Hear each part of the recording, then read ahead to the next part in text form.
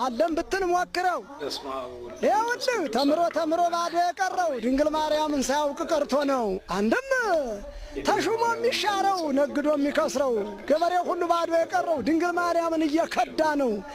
ገበሬ በምን ከዳት? ባል እየሻረ ነዋ። ነጋዴ በምን ከዳት? ጠንቋይ ቤት እየተንከባለለ ነዋ።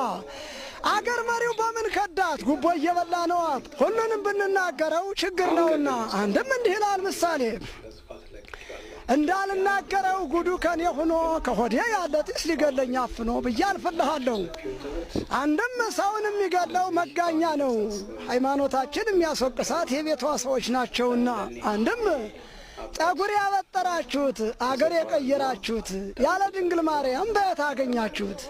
እውቀቱስ በየት ተገኘ? ትምህርቱስ በየት ተገኘ? ካባውስ በየት ተለበሰ? ጸናጽሉስ በየት ተያዘ? ባንዘልቅበትም ወጣት ከማያገባህ ሙያ ገብተህ የምትደናገረው አባቶችን ጠይቀ ብትማረው ምን ቸገረህ?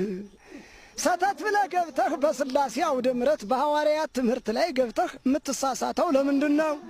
ምእመንነትን አይለቅልህ፣ አንተነትን አያሳውቅህ፣ ሊቅ አያሰኝህም፣ ደንቆሮ ማሰኘቱ አይቀርም። ለምን በለኝ ጉባኤ ሳይውሉ ከመንፈስ ቅዱስ ሳይደላደሉ የተማሩትን ሳይፈቱ በቅኔ ቤት ሳይፈተፍቱ ጉባኤ ላይ ቢተክቱ ድንቁርናቸውን ነው የሚያካፍሉ ይላልና አንድም ድንግል ማርያምን ለመጥራት የተጠነቀቀ አንደበት የነጻ ልቦና ያስፈልጋልና ሆድን ከስስት ልብን ከትዕቢት በሆድ ምን ይደርበት መጥኖ መብላት ነው፣ እንዳገኙ አለመክተት ነው። በልብሳ ጸጸት ነው፣ ሌላሳ ትዕቢትን ማራቅ ነው።